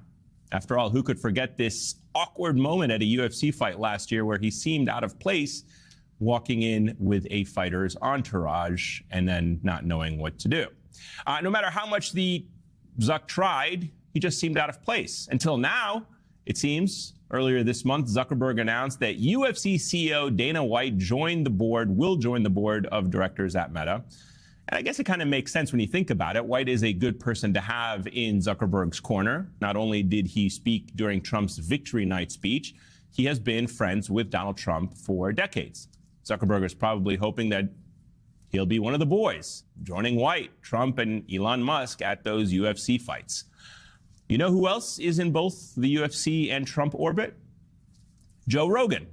He has been a ringside commentator at UFC fights for years, and he just had Zuckerberg on a new episode of his popular podcast, The Joe Rogan Experience, that aired yesterday. We're also lucky that you got into jiu-jitsu because I think that had an effect on you. You look different. When you walked in here today, you look thicker. You look like a different guy. You do. You look like a jiu-jitsu guy now. It's funny. I saw your neck. I'm like, his neck's bigger. Your neck is bigger. Good. Yeah, big neck, thick, plus Joe Rogan's blessing. What more does a man need to make it in MAGA world? Molly, Dean, and Angela are back with me. Angela, your take on this full transformation by Zuckerberg. I mean, it's we can joke around a little bit, but it carries some serious and dangerous weight for a lot in this country. Yeah, it really does, for a lot of reasons. I mean, this isn't surprising. I mean, he's done this before. Let's not forget that back in 2016, after Glenn Beck, Tucker Carlson, and Laura Ingraham did this meeting with him in May of 2016, he radically overhauled Facebook's policies around the trending topics section, and right-wing misinformation and content exploded. There's been this idea, at least that sort of metastasized, that somehow Facebook has been suppressing or censoring conservative content. It's just the right wing working the refs. I mean, we did a big study that looked at 29 million posts. Right-wing content had 42% of the engagements, even though it only accounted for 19% of the content. I mean, that's not what suppression and censorship looks like. But part of what we're seeing is the culmination of a strategy of working the refs and doing two things. You threaten them and bully them. In this case, Zuckerberg not only got threatened to be jailed, but then in November, right after Trump won the election, the guy that's going to be the new FCC chair sent a letter saying, hey, we're going to come after your Section 230 immunity protections unless you stop censoring. So one was to avoid consequences. And then the second part, which is even scarier, and this is going to be the new norm, is that you could also get something out of it. And that's what Zuckerberg saw, is that if you don't just say nice things to Trump, but you actually start to take what you have, which is his ecosystem, and use it to empower MAGA and the megaphone that we were just talking about in the first segment, you can get something out of it. And what he wants is less accountability from other countries that are actually cracking down on the types of misinformation, disinformation, extremism, sort of surveillance, advertising that the platform is doing. And they're trying to rein it in, and what he wants is protection. So he wants to basically exploit the government to protect and further enrich himself. And if he has to give up the platform, so be it. And to me, it's not just about fact-checking. The part that's scarier, that's where I'll stop, is that he said we're not only not going to fact-check, but we're also going to open up the floodgates. Yeah. What they had previously been doing was slowing down the types of content that would otherwise, that lead to misinformation. Now they're saying, hey, that's a free-for-all now. It's all going to get supercharged. So we're in for trouble. Yeah, he's not just doing the fact-checking thing and getting away with that part. It's the fact that he's now echoing these talking points. He has now fully adapted this narrative by MAGA that there's political bias, that tech companies were somehow liberal or biased towards liberal and Democrats, and now he's gone full tilt the other way, to Angela's point that he's now really just, parroting the talking points from the far right. Yeah, it's tech bros midlife crisis, right? He's just, and I would say, look, he's doing this because he thinks Trump is transactional and he can get a transaction from him. The thing I find the most appalling about that clip is him being furious that the government wanted to regulate him at all. Yeah. You know, he's like, I did all this for you. The man is worth hundreds of billions of dollars. You'll forgive me if I do not feel sorry for him, but I do think it is. The setup here, I mean, I know this is my hobby horse, but like Congress refused to regulate technology at all. Yeah. They were like, just please, please, please do something. Tech bros were like, why? And also mad at the implication that they should regulate themselves at all. And now they have a guy in office who's absolutely never going to let anyone have any regulation at all. And so I think it is a perfect storm. But again, the idea that these people would do this on their own, that these big companies would regulate themselves for the betterment of the public good, was always a complete fallacy. This idea that that they were being asked to censorship, and this is something that you and I obviously track very closely. Palestinian voices on Facebook have been silenced and censored, and yet here he is pretending to be that he's going to be an advocate for free speech without saying anything at all about whether or not these voices that have been well documented by a lot of watchdog groups and activists out there is not the case. I could not agree with you more. Does this mean now that Mark Zuckerberg is going to allow on Instagram and Facebook my friends to post images of their family who are under occupation in the West Bank, or friends, family, or people they've seen in the media being killed in Gaza? Probably not. That's not what free speech is. This idea that Donald Trump is a defender of free speech is insane. Yeah. This is a man who threatened CBS with their license, ABC with their license, sued Iowa paper for pointing a poll he didn't like, a guy to remind everyone as president, called on the FCC to investigate Saturday Night Live and cancel it.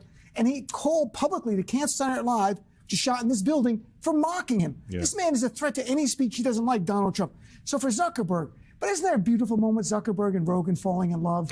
Look at your neck. It's so beautiful. Like, oh, thank I wish you. you spoke to me like that after all. This is amazing. I wish I got this guy. That video was taken moments after this woman in the video allegedly discovered a truck full of children's corpses. So according to the story, this woman worked as a truck inspector in Mexico. And one day while she was performing her duties, a truck driver pulled in. She noticed he was acting tense and visibly nervous. And when she approached the truck, she noticed the back door was open. And when she inspected the interior of the truck, she was disturbed. She claims she saw hundreds of children's bodies, all stacked on top of each other in a massive pile. She claimed that there was blood soaked into the floor, and she even saw garbage bags lying around the sides filled with children's limbs, arms, legs, and even heads. She then stumbled to the side, started telling people what she had seen, and thus this infamous video clip was born. Now, this was first posted on Facebook back in 2019, but curiously, there's been no update on what happened here. In fact, just trying to find any information about this video or incident is nearly impossible on the internet. You can see here I tried my hardest to find info and it just wouldn't pull anything up. There have been similar incidents though where trucks have been stopped and inspected and people's bodies were found in the back. This has happened multiple times actually. I saw people online claiming that this woman was found dead just a day or two after this video went viral, but I couldn't find any official confirmation of that happening. It wouldn't surprise me though, because as you probably know, whistleblowers who try to save children usually end up dying in mysterious ways. These people from the Biden administration would call up our team and like scream at them and curse, and it's like these documents it's all kind of out there. Oh, did you record any of those phone calls? I don't think we but I think I want to listen. I mean, there are emails. the emails are published. It's all kind of out there, and they're like, and basically it just got to this point where we were like, no, we're not gonna take down things that are true. That's ridiculous. They wanted us to take down this meme of Leonardo DiCaprio looking at a TV talking about how 10 years from now or something, you're going to see an ad that says, okay, if you took a COVID vaccine, you're eligible for, for this kind of payment, like this sort of like class action lawsuit type meme. And they're like, no, you have to take that down. And we just said, no, we're not going to take down humor and satire. We're not going to take down things that are true. And then at some point, I guess, I I don't know, it flipped a bit. I mean, Biden, when he gave some statement at some point, I don't know if it was a press conference or to some journalists, where he basically was like, these guys are killing people. And I don't know, then like all these different agencies and branches of government basically just like started investigating, coming after our company. It was brutal. It was brutal. Wow. So at the beginning, it kind of seemed like, okay, we should give a little bit of deference to the government and the health authorities on how we should play this. But when it went from, 2 weeks to flatten the curve to, and like in the beginning, it was like, okay, there aren't enough masks. Masks aren't that important. To then it's like, oh no, you have to wear a mask. And, like everything was shifting around. It just became very difficult to kind of follow. And this really hit the most extreme, I'd say, during the Biden administration when they were trying to roll out the vaccine program. And I'm generally like pretty pro rolling out vaccines. I think on balance, the vaccines are more positive than negative. But I think that while they're trying to push that program, they also tried to censor anyone who is basically arguing against it. And they pushed us super hard to take down things that were honestly were true, right? I mean, they basically pushed us and said, anything that says that vaccines might have side effects, you basically need to take down. And I was just like, well, we're not going to do that. Like, we're clearly not going to do that. I mean, that is kind of inarguably true. Who is they? Who's telling you to take down things that it was talk about vaccine side effects? It was people in the Biden administration. Means that you can't get the economies in these areas going because it holds things back so much. Now, malaria is, of course, transmitted by mosquitoes. I brought some here so you could experience this. We'll let those roam around the auditorium a little bit. There. There's no reason only poor people should have the experience.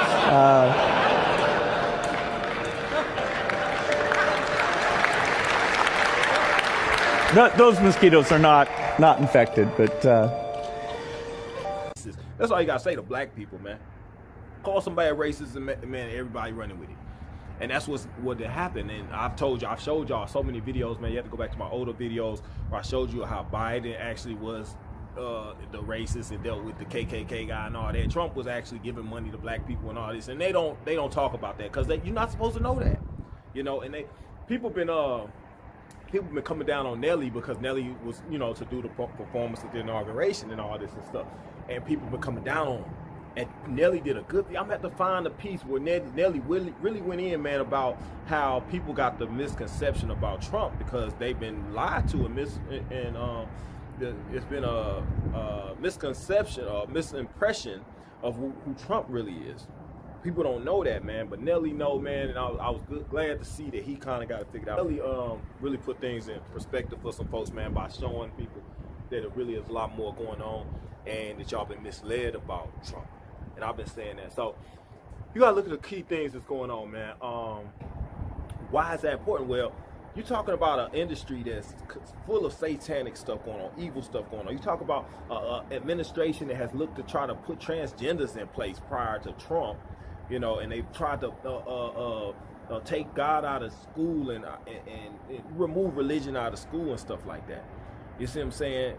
You look at that, and then you had the woke community with TikTok. That's why I show y'all this thing like, Trump is the one that's trying to make sure TikTok stay, because TikTok allowing y'all to get real information like mine. Like they gonna ban you on all these other platforms. TikTok been allowing people to get real truth and people to connect. All right, so that's why. And people are like, oh, I can't stand show Oprah. We got TikTok. Like these dummies. Like people are so freaking stupid. It sickens me, man, how stupid people are. They they don't like nothing that the previous administration was doing, but they hate somebody that's changing everything in our favor. You know what I'm saying? Like, look at everything he's doing. He appointed Mel Gibson as like the ambassador of Hollywood and whatnot. All right, so he can weed out these pedophiles like Diddy that have walked around for so long, untouched, unscathed, doing all this crap to kids and things like that, man, and basically using the casting couch as some opportunity to be a pedophile with folks and solicit his sexual endeavors on other folks. But that stuff is being addressed. Okay, so for Trump to appoint somebody like Mel Gibson, that shows what side Trump is on. He already know what time it is with Hollywood. He know what time. That's why if he was a bad dude, he would appoint somebody like Epstein or something, somebody like that. You see what I'm saying? But Trump ain't on that. That's why I tell y'all, it's two wings. It's not two wings of the same bird. Get that out your head and stop saying that crap. I told you this battle is on a spiritual level. It's on an intergalactic level. It's not on the surface level. And you have to look at it. Look at the Facebook situation. Mark Zuckerberg, man. I told y'all Mark Zuckerberg. I told y'all a long time ago he got replaced. I showed you the video. I might put it on here. The video I showed you, it was a droid. Like Data off of Star Trek. It's a droid. Look at the different shapes, faces and shapes of Mark Zuckerberg. You too stupid to recognize this is two different people, three different motherfuckers. You can't tell that shit looking at this. Like I'm telling y'all, it's two different people, man. So understand how this stuff works. Clones and droids and real hosts and stuff like that, hosting human beings. That's the type of stuff that's going on. And you have to look at it like we don't know which one is which, but it's 2 to 3 different ones. Then you got the time traveling piece on top of that. See, man, I'm hitting y'all from angles y'all ain't understanding. I'm trying to explain though, so that you can start to comprehend what is really going on. You seeing surface level stuff. So, for instance, Bill Gates situation. People are like, oh, Bill Gates trying to get with Trump, Look, Mark Zuckerberg trying to mess with Trump now. Okay? So y'all see stuff been going on prior to today. Just because you seeing stuff today don't mean this stuff wasn't going on before. Yes, it wasn't going on yesterday. Right? These battles, it's been a battle going on for a long time. The battle didn't start today, it's been going on. So stuff happening with presidents in the past and stuff, it's been happening just like it's happening today. So what's happening today? Yeah, Mark Zuckerberg been taken over by the good side. He been taken over by the good side. So now they implementing good things. So look, Facebook fact check is going out the window, prison and stuff for Facebook. And now you opening up speech for liberals and conservatives. You opening it up for everybody now.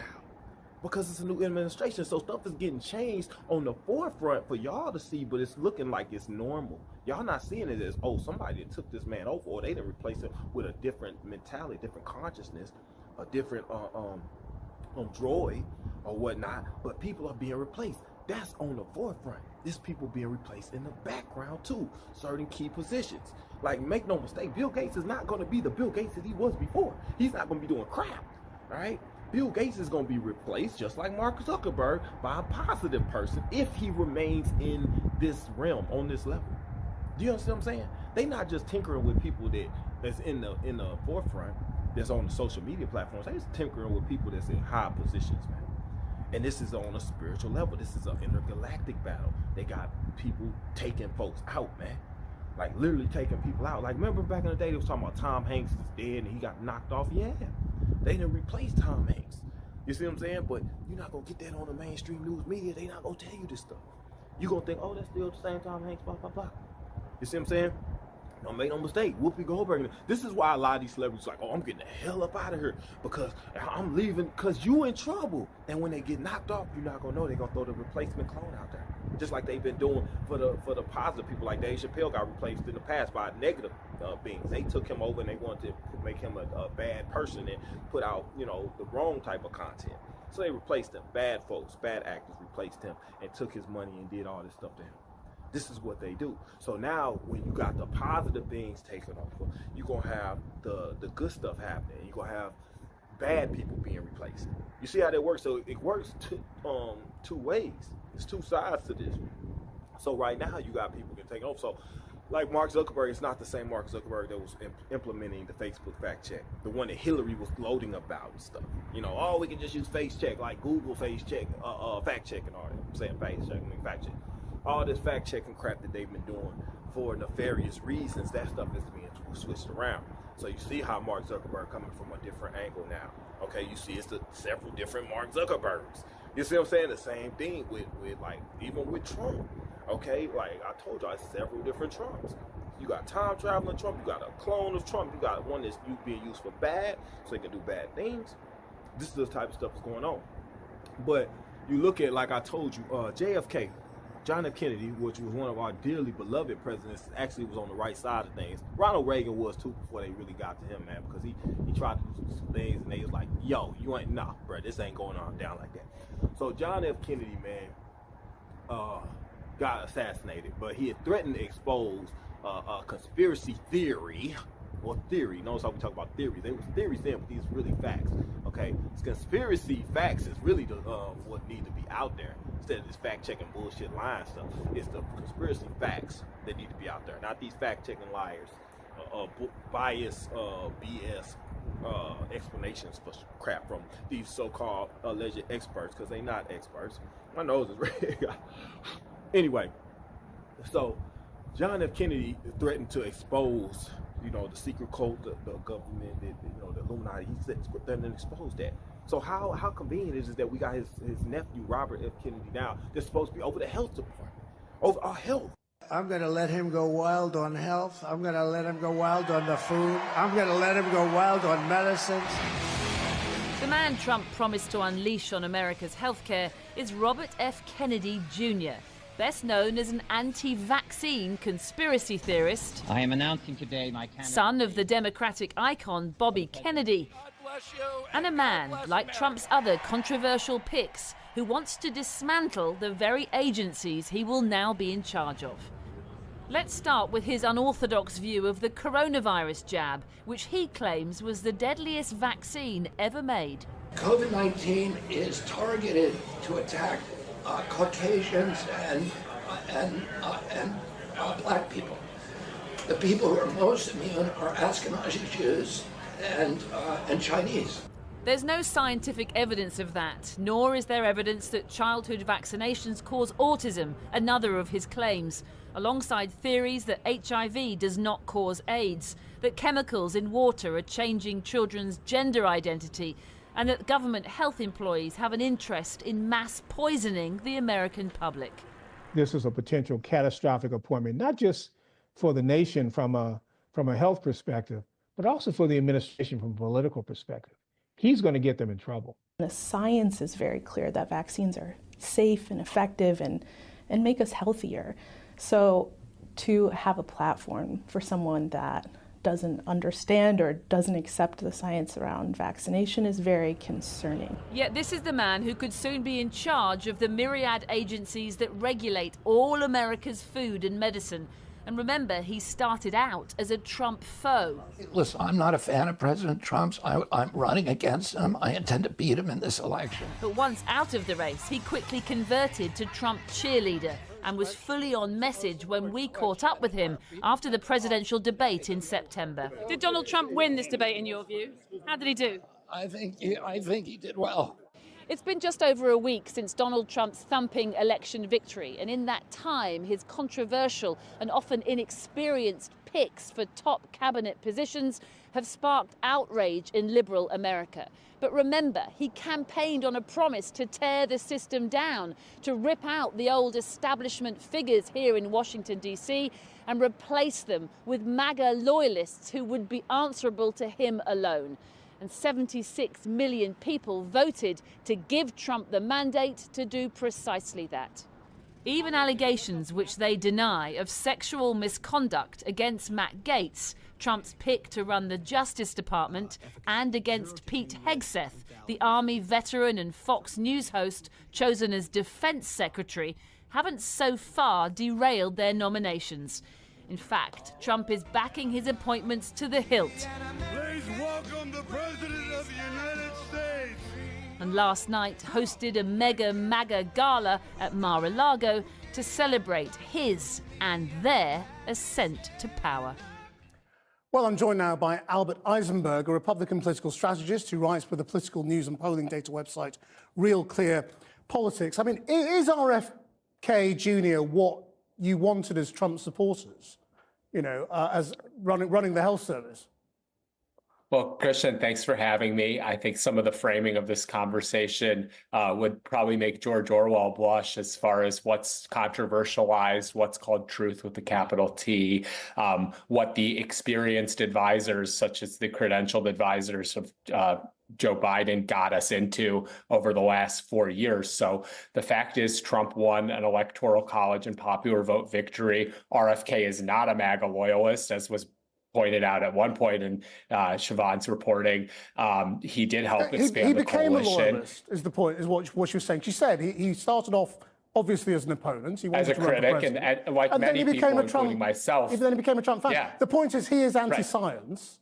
Well, that's he's my a point vaccine about the skeptic. Orwellian framing. Is that what you wanted When you say running your health anti-science, service? the people that are, Christian, the people that are pro-science are the ones that caused American 4-year-olds to be masked indefinitely and delayed their social development. And now we're supposed to have COVID vaccines every quarter for these kids. That doesn't make kids healthier. I believe that most of the public, probably in Britain also, believes that the pendulum has swung a little bit too far So do you all towards the think he's right? pharmaceutical That's companies. the point. I mean, you clearly support him. I mean, so you think he's right about fluoride and vaccines and, all this stuff for which there is no evidence? No, I'm critiquing the critiques of him, and I believe that the pendulum has swung too far towards, okay, whatever the big pharma companies want, we should rubber stamp, and whatever the health hospitals want, we should put into our legislation. And I think a pendulum course correction's in order. I think that's what this election's all about. And we have checks and balances in our country, so hopefully things don't go too far.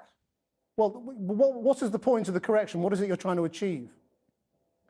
Well, I believe that there's been an over-medicalization of the American public, especially of children, as far as transgender kids being medicalized at a very young age, vaccine sort of on a quarterly basis. When I was growing up, it was, maybe a flu shot was optional, and you could just see it in the pharma profits. So I'm skeptical of that, and I think a course correction's in order. I don't think that means we have to go through. You think American kids are having shots every quarter? Yes, and I think what Britain has done on the transgender youth and pumped the brakes on what we call gender affirming care. Let's set aside the transgender argument. That's for another day. No, but that's a huge medicalization issue, well, which but RFK it affects has a been tiny critical number of. of people, so I don't want to talk about that now. It's tens of thousands of youth. Well, in a country of hundreds of millions of people. So that's why I'm saying I don't want to go into that. I mean, the point is his policies will affect every American. If you take fluoride out of the water, that affects everybody. If you I don't think the fluoride's coming out of the water. I don't think the fluoride's coming out of the water. But you don't. I will be curious to see what happens. We have great checks and balances in our country. And I think a course correction as far as the over-medicalization, what's going on in our food. I think that these are interesting discussions. More debate is good. It's interesting how you're framing it. Is I mean, you don't really agree with him either by the sound of it. The question is somebody who holds such sort of controversial views on science as the majority of the scientific establishment think he's a crank, what you need to have some sort of correction.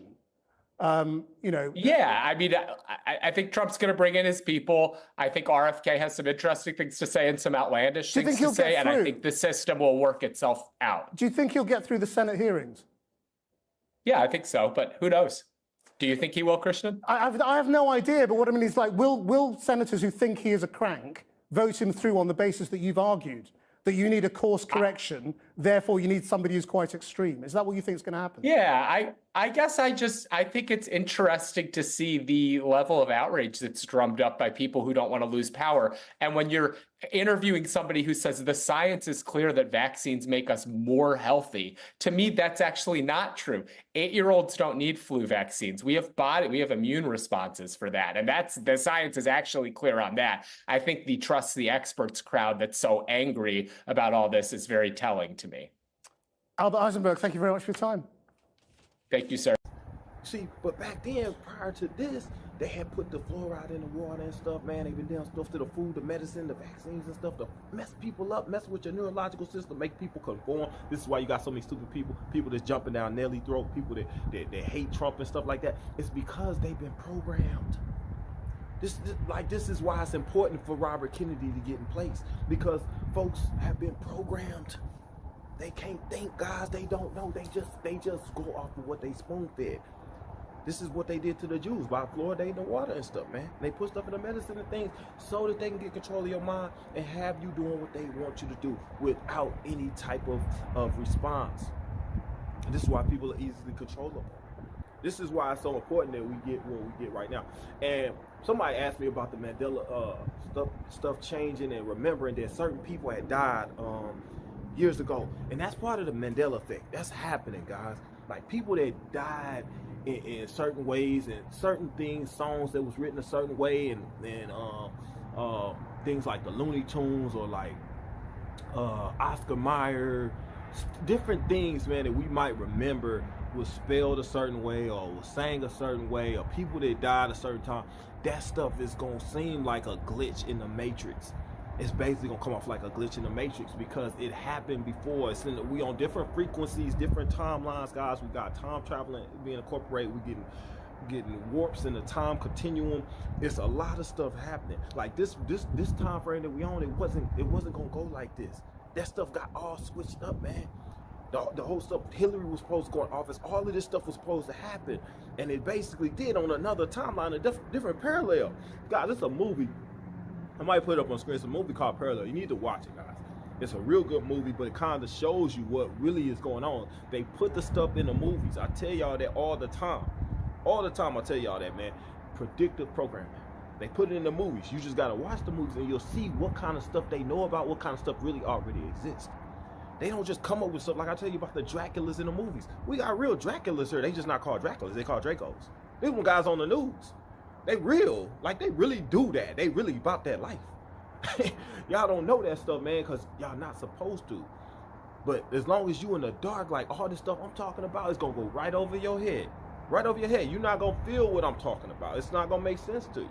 And I don't expect it to for somebody that doesn't know the basic, simplest things about what we capable of on this realm.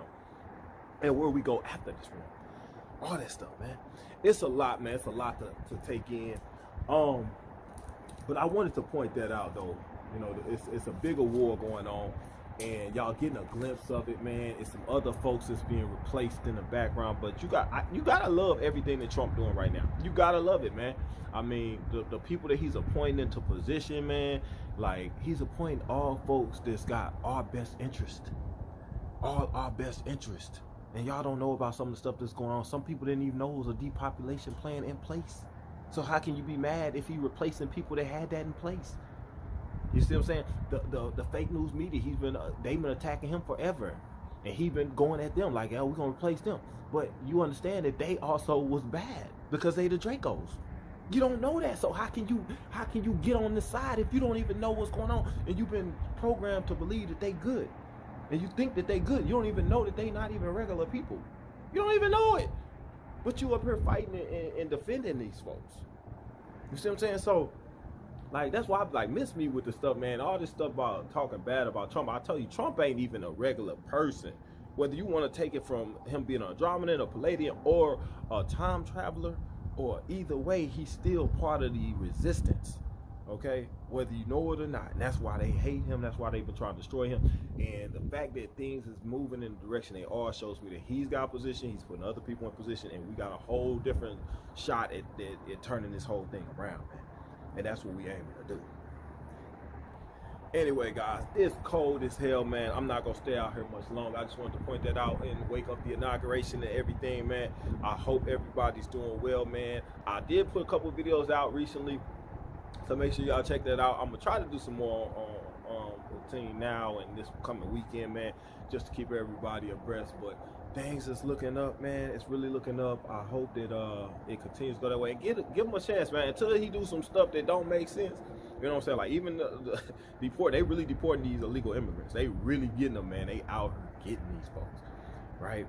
So, and that's the other thing I want to point out to him about the kids and stuff and how they did these rituals and this human sex trafficking and all this stuff, man. You got these bodies and stuff that this person found in this dang truck or whatever. I don't know what all that was about, but it takes you back to, you know, the whole idea about what they've been doing, you know, and using these different companies for nefarious activities like Wayfair back in, you know, a couple of years ago. I don't know if y'all knew about Wayfair, but that was a real thing. All right, and there was something about possibly Coca-Cola having some involvement. I don't know how true that is, so I'm not getting into that. But it was something about Coca-Cola potentially having something going on as well. I don't know if that's true or not, man. But either way, man, I hope everybody's well. I will catch you on the next video. There are pockets of resistance all around the planet. We've been fighting a long time.